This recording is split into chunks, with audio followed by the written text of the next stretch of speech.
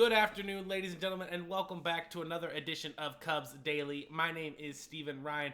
We do got some more roster talk to go over. We'll be previewing Game 2 of the Cubs and Diamondbacks in this video, and we'll talk about, is this the chance for the Cubs to strike in the standings? I know it's early, but the Cubs got to take advantage where they can. But before we get into all that, again, thank you guys for all the support over the past few weeks, liking the videos, subscribing to the channel, dropping those comments. I still say the same thing for this. Like the video. If you guys are new here, subscribe to the channel. And, of course, comment down below your Game 1 thoughts against the D-backs last night. How good did the Cubs look? Did you have any concerns about the two-strike approaches? Either way, I'm genuinely curious to hear all your guys' thoughts, so comment them down below. So, let's get into today's video. We are discussing the last bench spot for the Cubs. It is going to be versus Vidal Brujan and Gage Workman. Both are in very peculiar situations. Vidal Brujan is out of minor league options, so if the Cubs were to not put him on the major league roster, he would be designated for assignment before he could return to minor league camp with the Cubs. And then Gage Workman is a Rule 5 draftee. If you guys are new to baseball, Rule 5 draft works like this. Basically, Gage Workman was not quite good enough to make the Tigers 40-man roster, thus making him eligible for the Rule 5 draft. If you do, you don't have to draft anyone in the Rule 5 draft, but if you do draft someone, they are supposed to be on your Major League Ball club all season long, okay? That's basically why the Cubs did trade Canario, because I think they would have had to keep him off the 40-man, and then he would have been Rule 5 eligible next year, but basically, Gage Workman is supposed to be on the big league team all season long. If the Cubs do not keep him on the roster, he would be eligible to go back to the Tigers when, the allotted time passes. So, peculiar situations at hand. The Cubs are facing a decision here. I don't think it's a major life-changing, team-changing decision, but if you do make the right decision in this sense, it could impact you in a couple wins this year, right? Gage Workman has had an absolutely spectacular spring. I do think he has earned that last spot on the bench, no doubt about it. Vidal Brujan has shown some promises as well, but Vidal did get hurt earlier this week, running into the wall at Sloan Park, so I do think that the Cubs are going to give Gage Workman that spot for now, as Vidal does rehab from injury, and then they will reassess the situation when the allotted time passes. So Gage Workman will be getting the start. My only question and concern here is, will he get enough time in regular season games to prove that he was the correct decision? That I do not know. I will be curious to see how the Cubs handle that situation going forward. But we expect to see Gage Workman off the bench this year, a nice lefty bat who has had an absolutely incredible spring, and hopefully he can give us that extra boost off the bench for the Cubs in the regular season. Now, let's talk about our main man, Jameson Taillon. He's going to be starting Game 2 here for the Cubs in 2025, and he's looking to bounce back from a very, very strong 2024 campaign. I apologize. Let's just look at these numbers from our main man, Jameson Taillon. He's been absolutely incredible. 3.27 ERA to round out last year. A very, very solid whip. I'll also say in the last month of September, the Cubs were in the playoff hunt. He only let up 3 runs all month long, which is absolutely sensational. In 32 innings, he didn't go any less than 6 innings. He went 3-2 in that run.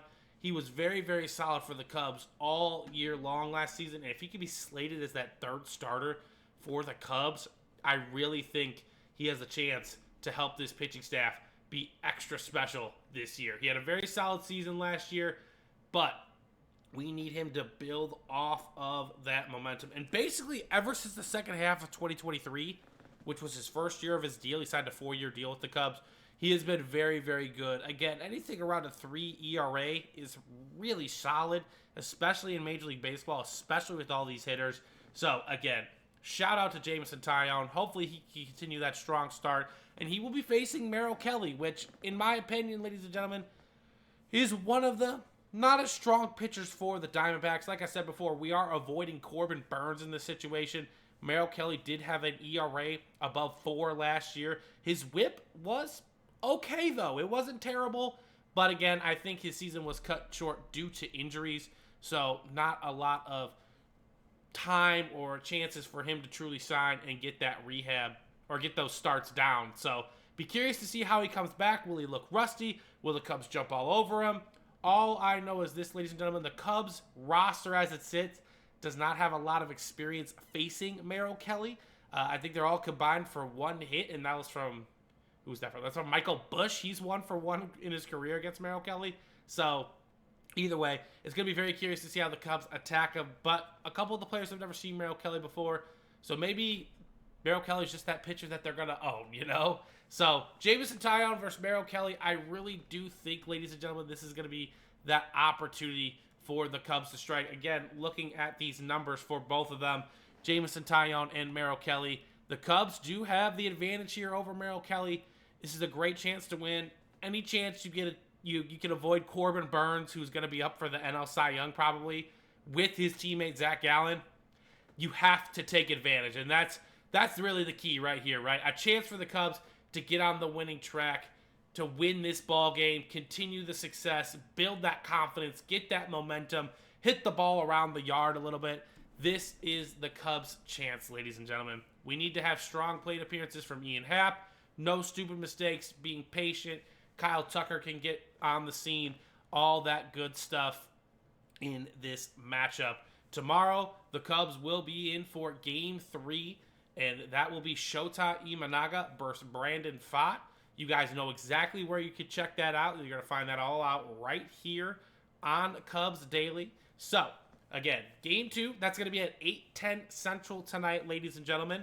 Again, late night start for you guys, but it's Friday night, so hopefully you guys can sit back, have a few adult beverages, and watch the Cubs win this one. I will say this, I think the Cubs will be favored in this game. I would not take them -1.5, but I might parlay their money line. And I would go with a strong candidate, such as, like, let's say Nico Horner doesn't have a hit in the first game. I would take him to get a hit in this game. I think he's got an absolutely fantastic matchup against Merrill Kelly. If Kyle Tucker goes hitless in that third game, third game, whatever you want to call it, he will get off the schneid without a doubt in this. So I do think the Cubs are going to definitely win this game, Game 2. The advantages are really in their favor. And again, it's all about matchups in baseball, ladies and gentlemen. Where do you catch teams, et cetera, et cetera. The Cubs, when I was previewing this earlier this week, I was dead set on the fact that, hey, they're going to have to deal with Zach Gallen, Corbin Burns, Brandon Pfaadt, and then either Eduardo Rodriguez or Jordan Montgomery, which that's a lot to deal with. The Diamondbacks have an absolutely loaded staff, and we're still going to have to deal with that offense who, like I said before, led the league in runs last year, has names like Ketel Marte, Corbin Carroll, Lourdes Gurriel Jr. The team is absolutely loaded. They got young guys like Blaze Alexander, who's going to get a chance to shine here for them. So, curious to see how the Cubs stack up against these Diamondbacks. But again, we do got to remain caution here, ladies and gentlemen. It is literally late March, early April in baseball, and I don't want to sit here and say that these games mean nothing, because they absolutely mean something to our record, no doubt about it. You don't want to get off to an 0-4 start or a 2-2, you don't want to get off to a rough start. But if the Cubs are to match up against the Diamondbacks in October, those will be two different teams matching up. And I'm not saying the Cubs are going to be better or worse necessarily, but it's a long season, lots of ups and downs. So this is why I think this is a great chance right here for the Cubs to get on the board, get the W, and take one home. So I appreciate everyone who is tuned in, helping out with these videos. Again, like, subscribe, comment your thoughts down below on Game 1. And then in tomorrow's video, comment your thoughts below on Game 2. So I'll see you guys tomorrow for another one. Peace.